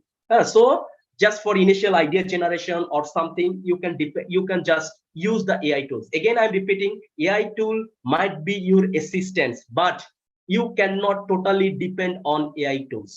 Okay, so I have given a link. You can get a lot of things regarding AI tools and technique commonly used in academicians or researchers. So you can just click here and you will get it and your valuable opinion. Sir, I have finished, sir, please.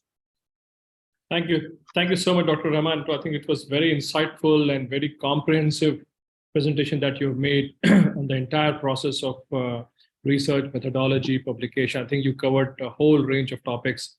We have a lot of faculty here who are on that journey, who are on that work, trying to do that. Any questions from candidates?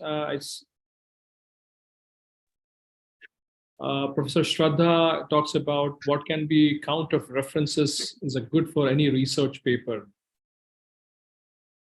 Sir? Hello? Yeah, sir, I can hear you.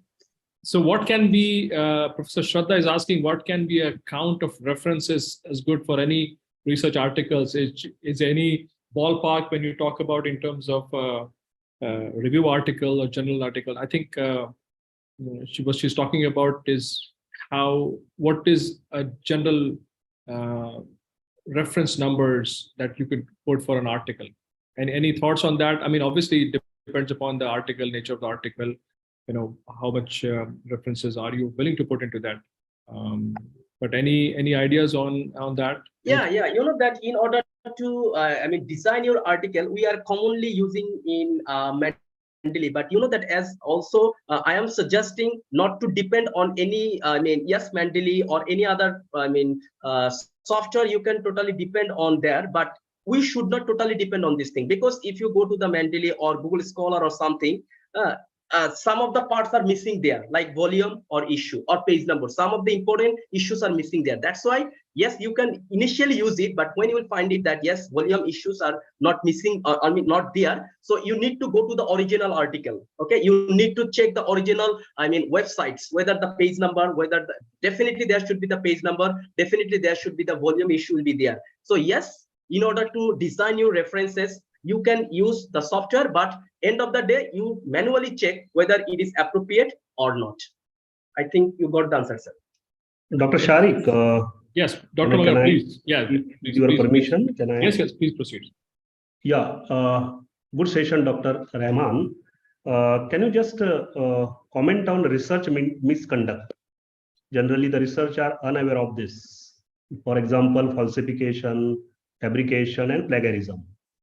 Just Yeah, research, it's a very good, that's like an ethical, unethical practices. You know that, as earlier I mentioned, that you should not do like research misconduct. Research, we have a common misconception that research misconduct means only for the plagiarism. No, replication is one of the examples. It may happen, or you know that it may happen. Yes, you have published your article in a very good journal, but if it is replicated publications, even after 5 years or 10 years later, your article can be, what can I say? It's there is a term. It's called, I forgot the name of the things.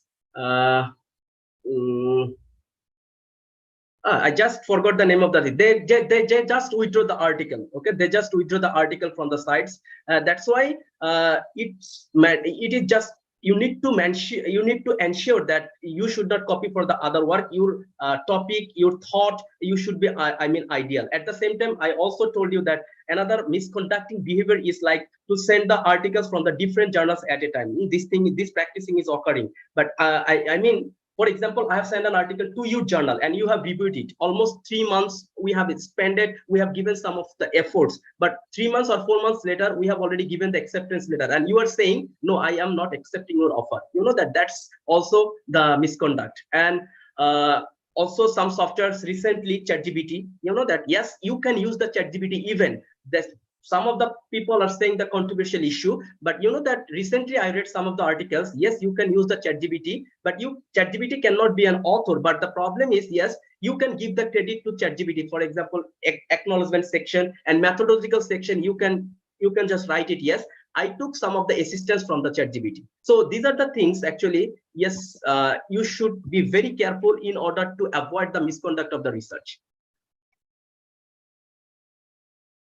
Great.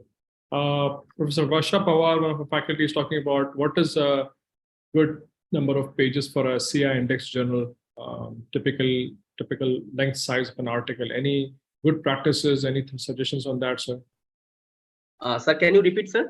So she's asking, what is the maximum number of pages suitable for an SCI? Okay, excellent number of pages. Actually, you know that recently this thing is practicing very carefully. You know that few days ago, just I wanted to submit a paper in a good SSCI index journal or CIJ index journal, but my word limit was, almost 9,000 words. But especially for the Elsevier Spinger, they are following a practice that Taylor and Francis, they are practicing is like that. It is always suggested to complete your article in between 5,000 to 7,000 words. Okay, so pace can be varied, but word limit is 5,000 to 7,000 words are essential to complete an article, including the references.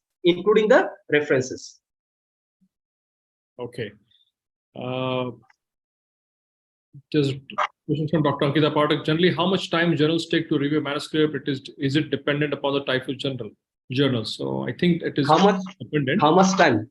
Yeah, so I think it's journal dependent. I think, can you elaborate on that? Yeah, journal totally depend on you. You know, the journal it's totally depend on you, because and good journal like Spingers and Elsevier, it is written on their website that average time during the submission to getting the acceptance. Okay, from the good journals, even 2 to 3 months, it's possible to get a good publications from Elsevier or Spinger, because it is written over there that first initial decision 2 to 3 weeks, then resubmission. Altogether, 4 months to 5 months are enough. Okay.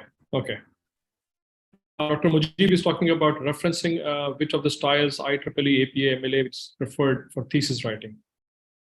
Yeah, you know that it also depends on institutional guidelines. If the institute, for example, when I did my PhD, they accepted the 5 types of references like MLA, Harvard, Chicago, Vancouver. Okay, so it's up to the institutional or journal authority. Even for example, MRL, they are following in-house practice. Okay, so you need to totally depend on the journals or institutional guidelines.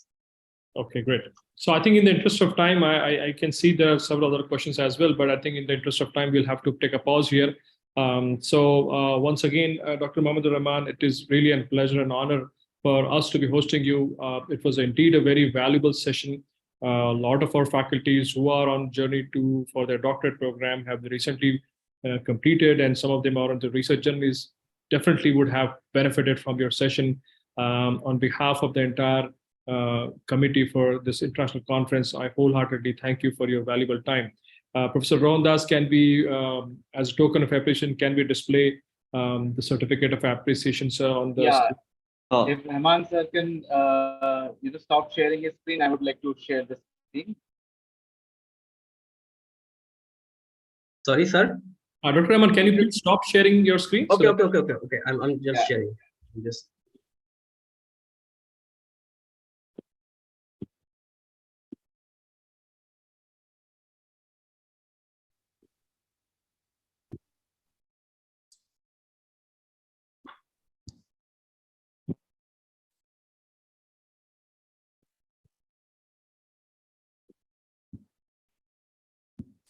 Sorry, it's not working here. Okay, just a minute. I think yes. It's done. It's done. Okay, done. So, as a token of appreciation, sir, once again, thank you so much, sir. I would like to, on behalf of the International Conference Committee, would like to thank you on behalf of our entire campus and also Anjuman Islam.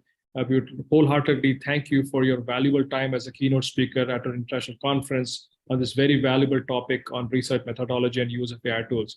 We really appreciate your time, sir, and we really look forward for more such engaging sessions with you and also possible collaborations with our institution. Thank you once again. Thank you so much, sir, and thank you for the authority of the international conference, and thank you for the audience as well. Thank you so much. Thank you. It was really well engaged. Well received. Thank you much. So, okay, thank you, Professor Rohan Das, for any further announcements forward.